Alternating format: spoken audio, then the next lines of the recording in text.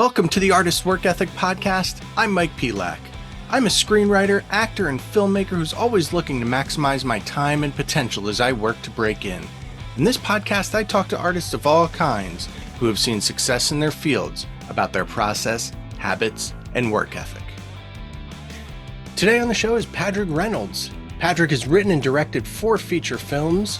His films Rites of Spring, Worry Dolls, Open 24 Hours, and Dark Light have been seen on Netflix, Hulu, Peacock, Tubi, and Amazon. Padraig has also directed 5 music videos for Sumerian Records. His award-winning short film, The Election, featured well-known character actors Lin Shaye and Ray Wise. He wrote the Sony television miniseries Buried Alive, and has written and developed the script for Sean Cunningham, the producer of Friday the 13th and Last House on the Left. A couple quick things before we jump into the episode. I've talked in the past about myself working on breaking into screenwriting. Please check out blackoilfilms.com/screenwriting. There you can check out some of the screenplays I've written. I have the first 10 pages of each one uploaded, but feel free to email me at theartistsworkethicpodcast@gmail.com, and I'd be happy to send you a full script if you're interested in reading. Last thing before we get into the episode, I would love anyone listening to subscribe, rate, and review the Artist's Work Ethic Podcast wherever you listen to podcasts. It really helps us put the show out there for more people to listen to. All right, Padraig, thank you for coming on with me today. Thanks a lot. So, as long as I've known you, you've always been very confident in your film career.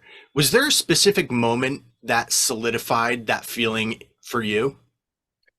Yeah, I got hired by Sean Cunningham to write a script, and he wanted to base a script called Amaris Paris, and he wanted a horror movie like that where interconnecting stories led up to horrific events. I was like, okay, cool, and I wrote a script, a draft of it, and he really liked it. I'm like, cool, and nothing really happened from it. So I thought I really liked the story, and there was a section of it called The Election about this governor and his wife. They hit this little girl, and they decide it's 3 days before the election happens, and they decide to bury her in the desert. And I'm like, you know what? I'm just going to go shoot this out in the desert with my friends, and then I sent the script out, and Ray Wise and Lin Shaye actually signed up to do it, and I was like, oh fuck, I guess it's kind of good. So, and then we went and shot it, and it went to all these film festivals, and it won a bunch of awards, and I was like, wow, this is cool. Yeah, I can do this. And then I got hired to work for the Sony Crackle division to write a miniseries for their Crackle department called Buried Alive. And I was like, cool. And then when I was there, I was like, oh, I see how things kind of don't get done in big studio productions because there's so many different minds coming in, and they want to change. And then I met this guy who off of Craigslist, actually, to be all funny. That's old school, huh? I need money. Yeah, I need money to do my movie. Anybody got any money to do my movie? And this guy in Mississippi goes, I got money. Why don't you come to Mississippi? And I'm like, okay. So I flew to Mississippi, and I sent him the script. He liked it. It was called Rites of Spring. We met at this Waffle House, and he goes, I want to do a movie here. It was right after the big hurricane there.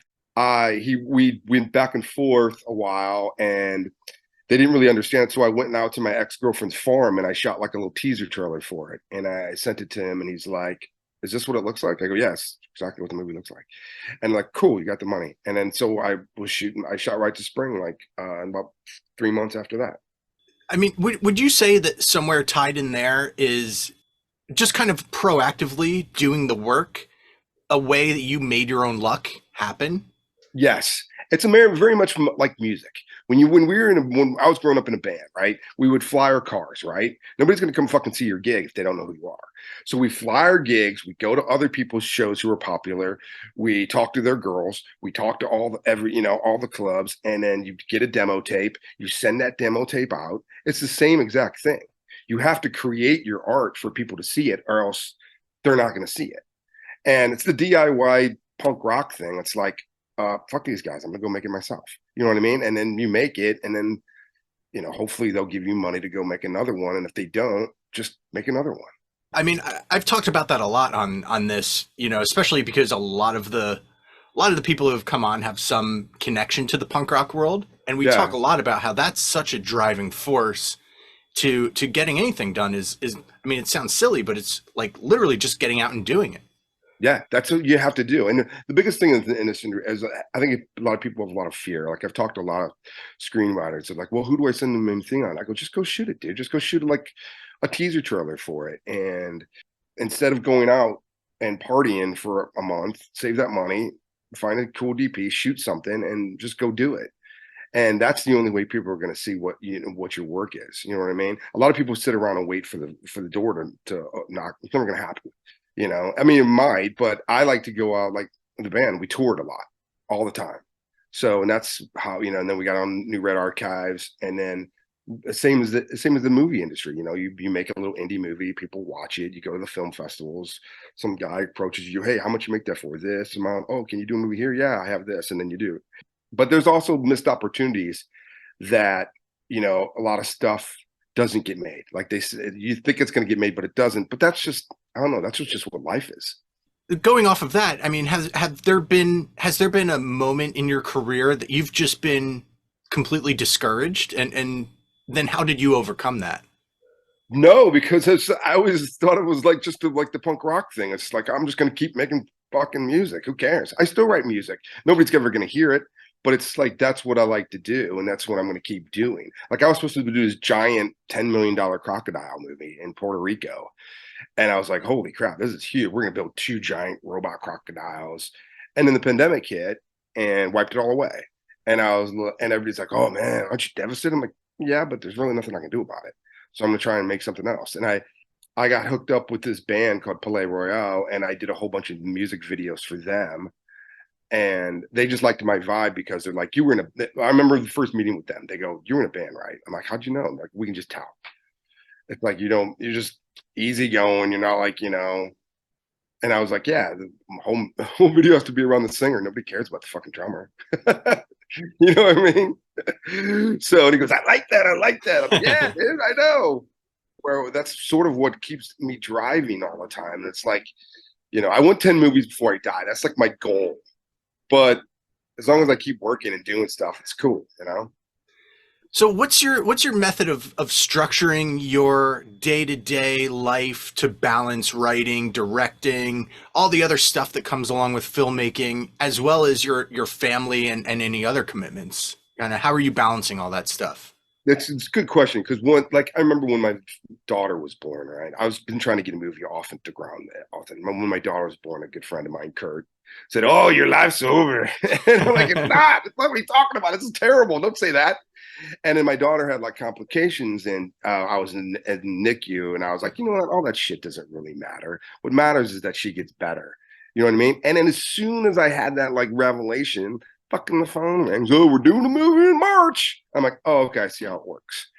And you just sort of balance it. Like I was a big fan of Stephen King, and Stephen King would be like, I would just write, like I would write in the nighttime. I write till 2 o'clock in the morning, and I have jobs that I'm like, I get fix up screenplays, and I just this is the deadline. I'll make it. I'll just make it, and I go on vacation with my daughter and do that stuff. But I'll write on vacation. I'll write on everything else like that.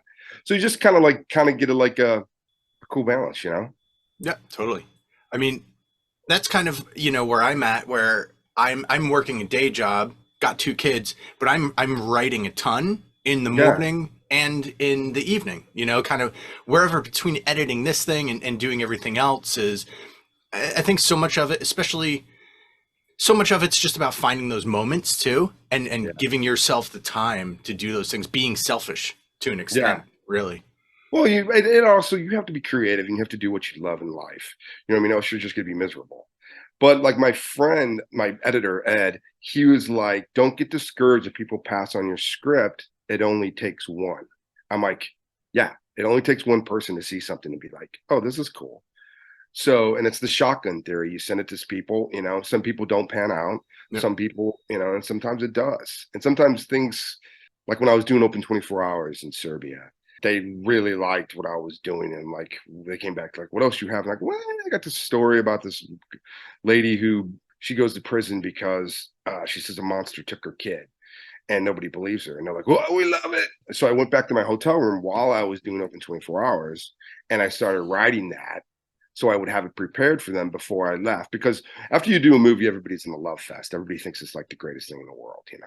Oh my God, we want to do multiple movies with you.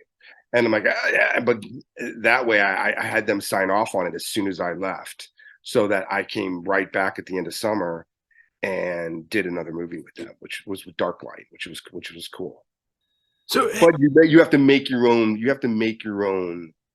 You have to make your own kind of thing. You know what I mean? yeah, absolutely. I mean, that goes into just persistence and perseverance, you Yeah, know, and just especially in this world yeah. is like you said earlier, is you can't just sit by and wait for the phone to ring. You've got to like Um, get out there and you've got to stick with it too. You can't just throw out your first short film and expect the world to come, you know, yeah, crashing down and on you. you do. I talked to a lot of my friends. A lot of them think, oh my God, I thought the doors were just going to bust open and they're going to give me fucking gobs of cash. It doesn't. It doesn't happen like that. But also, you have to kind of like stick to your guns. Like, there's a couple scripts that I wrote, and they wanted to change it a lot, and I'm like, just not my jam. I don't really want to do that. You know what I mean? I want to sort of live and die on your own merits. It always goes back to punk rock. I mean, those bands do things for a reason. They make that song for a reason. So you said that you want to make 10 movies before you die. Let's Yeah. just talking about goal setting. I love kind of like the concept of goal setting and Mhm. staying focused on what you're doing. What's your, you know, approach to whether it's like short-term goals, long-term goals? How do you kind of focus yourself to always be moving the needle forward? What I do, I write a script. And then I go out and I write a lookbook for it, and then I go out and shoot something from it because nobody wants to read scripts, dude. So I'm like, I send them the proof of concept, the little teaser, and I'm like, hey, this is what the movie's going to look like. I mean, obviously, it's going to look better because I just shot it in a day, but you get a good feel for what the movie is, and would you want to read a script? And that they say, yeah, I like this. Like when I did Open 24 Hours, they bought that whole movie from the teaser trailer I shot. They didn't even read the script till I was in fucking Serbia. And then when we were doing the movie, they're like, "Hey, where's the gas all over the girl?" And I'm like, oh, "I just shot that for the teaser because it looks cool." I'm like, no, it's got to be in the movie. I'm like, "Oh, fuck, where am I going to put it in the movie?" And then I just said, "Okay, sure, yeah." But like everything from the, and that's very visual. And I think in this day and age, you have to be very visual and show people exactly what you want, and sort of kind of live or die with your vision. You know what I mean? Because there's so many movies out there. I mean, you look on Tubi, there's so many, and not every, and now everybody's a critic, so they can watch your movie and just like, oh, I had this guy who was like, "This is the worst movie I've ever seen." Dude, how'd you see it? Nobody's even fucking seen it yet. I mean, I haven't even sent it out. You know what I mean? Yeah. It's like everybody just wants to tear people down. Yeah, and everyone wants to be the first to do it too. Yeah, and they love it. They just want you to feel bad in life, and I'm just like, dude, it's not gonna happen. Yeah.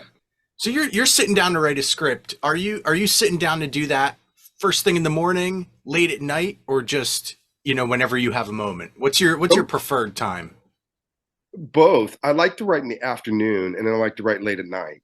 You know what I mean? And then if I have like a problem, I'll like go in the bathtub and like take a bath and like think about it, about what to do. Sometimes I beat the whole script out. There's a lot of times I beat it out, but other times I just write it because I'm like, fuck it, I'm too lazy to beat it out. Let's just write it, see what happens.